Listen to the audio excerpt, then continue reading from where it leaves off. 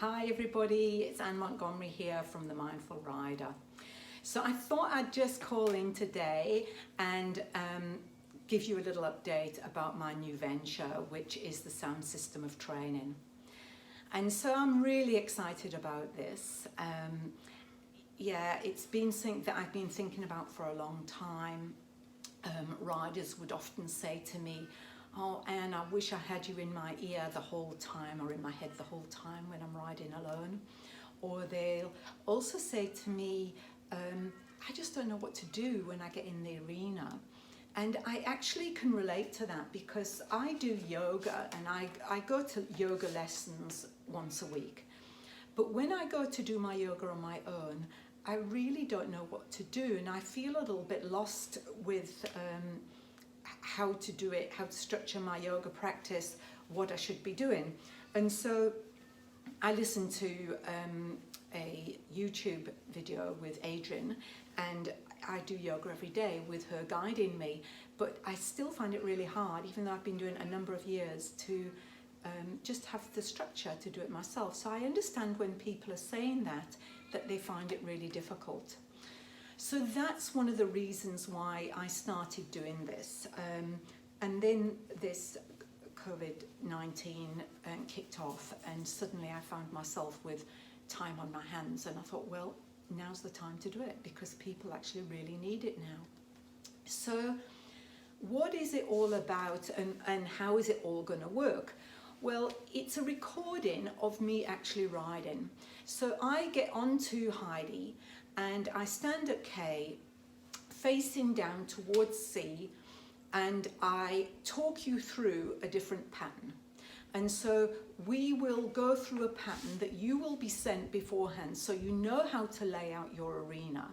Now, ideally, it would be best if you do lay out your arena with some cones, because it just makes you more responsible for riding the circles correctly, for riding corners correctly, and being in time with where I'm going, because if I'm riding a 20-meter circle and you cut the corners and end up on a 15-meter circle, you're going to be way ahead of me.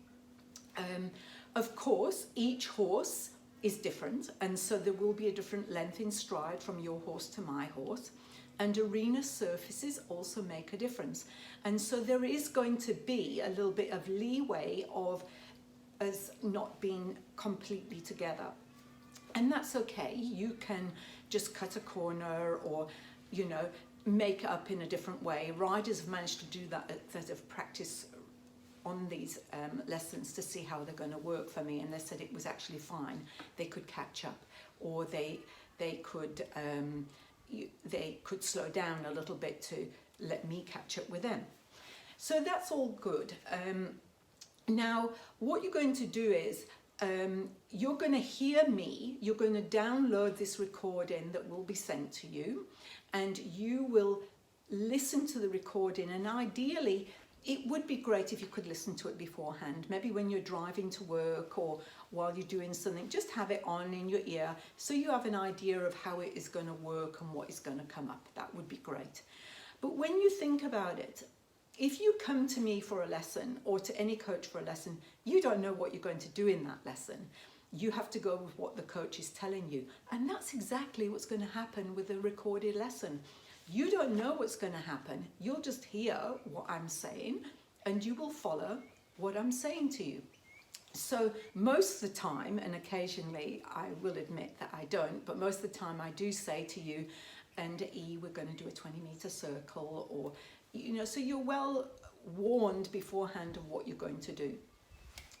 Before the lesson, or when you get your recording, you will also get a plan of what you're going to ride. So that is going to be a pattern of a 20-meter circle, how to measure out where you've got to put your cones, and you will find that will give you a lot of information, and it will also tell you what the focus of the lesson is going to be on, whether it's about the breath, about the seat bones, about the horse being upright, the tempo, counting strides, whatever it is, it will be on that sheet as well. So it gives you an insight to what your lesson is going to be.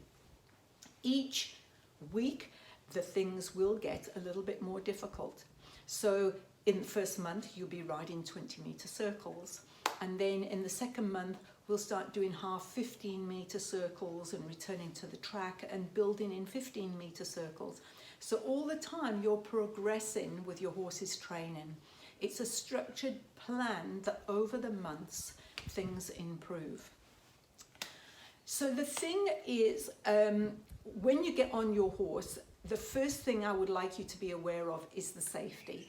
So if there's anything going on in the video that you feel you can't do, or it's going to fire your horse up, or today's not a good day to ride the horse, there's a howling wind, the neighbour's chopping down trees or something like that, you are responsible for your own safety, and you have to consider that each day that you ride, which you should be doing anyway. I mean, I do every time I ride. If there's a howling gale, I'm not going to go out in the bush.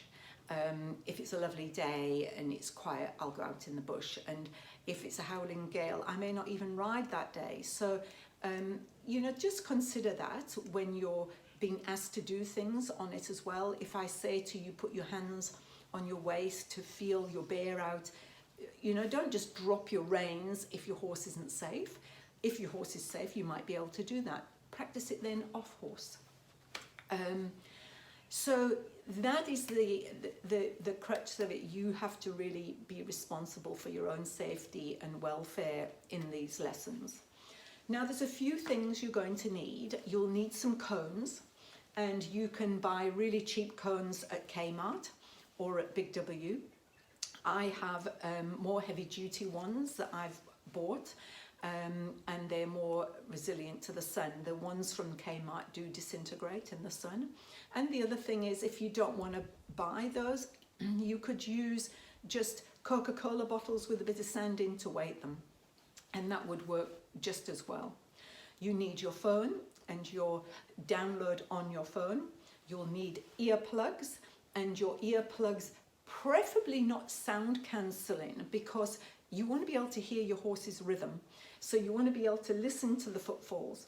So, you know, just consider that, but you want earplugs that will sit in your ear and not fall out. And some riders do have a problem with the ear, you know, having a problem holding the earplugs in place. You can always put a hairband around to hold them in if you have got a problem like that as well. Eventually we will want some poles, but not in the early first few months. And you will just be walking over poles. You won't be doing much more than that. And it's just to give the horse a little bit more of awareness of his feet, and you might be doing a serpentine and then have to walk over the poles and then trot on again. So poles, you know, eventually will be asked for as well. Okay. So I'd like you each week to take the time to set your pattern up and measure it out. I don't do it with a tape measure. I do it with stride in my stride, and, you know, 7 strides and a half. And so I'm not that meticulous that I've got a tape out, but I am doing it with a stride. Each lesson will go into a different element. It will go into an element of noticing something in the horse. It will also go into the element of what is going on in you. And that will be referred to throughout the whole lesson. You know, are you noticing this? Are you noticing your seat bones? Is the horse staying upright? What is the tempo like? So it's just a little reminder all the time. And, you know, you've got this lesson for a week, so you can ride it every day for a week. And by the end of that week, you should be really clocking in on those things yourself.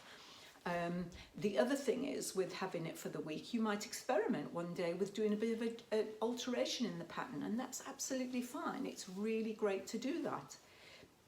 My aim is that there is structure each week in what you're doing. And if you find something difficult on the first day of doing the lesson, by the 7th day, you might have been able to nail it. And if you can't, that's okay. You know, you can go back to that lesson again and again. You've got it forever. So don't worry about that if that's the case. We will be layering the information so that you and your horse can progress and learn more and more. Each lesson will start with walking. And that's to give your horse a new time to warm up. Also to analyse what mood the horse is in, what mood you're in, what's the emotional state of the two of you. And I also walk part of the patterns, so you have an idea of what you're going to do when you get to trot.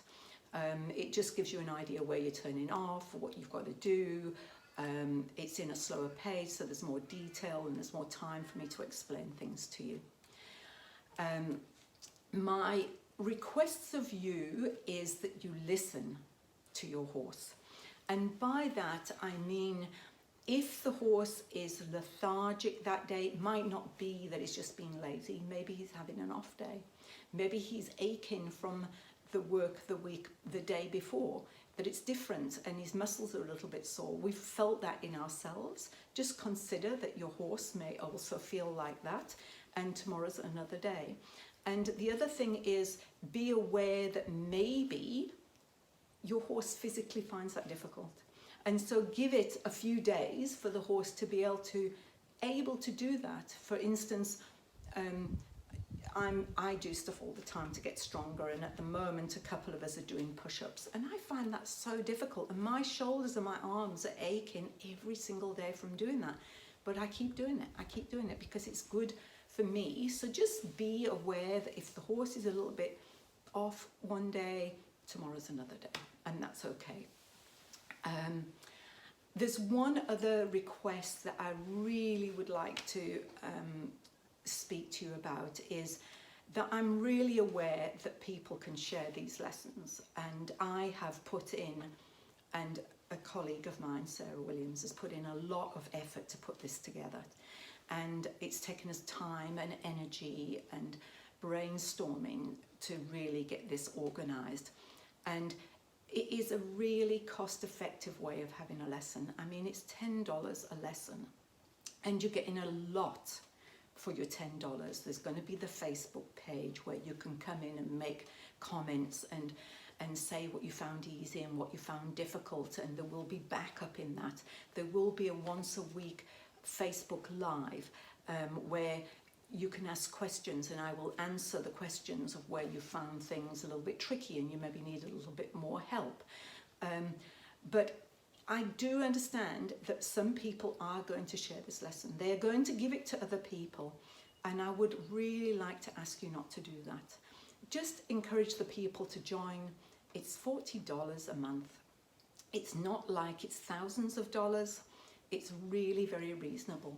So I am requesting that from my heart, and I'm just going to say that it is my intellectual property, and I really would like you to consider that when people ask, could you just give them the lesson, and just say, just go and buy it. It's only $40 for a month, and if you don't like it, you can just unsubscribe, and that's fine. So I'd just like to thank you for listening to me today and explaining about what it's all about.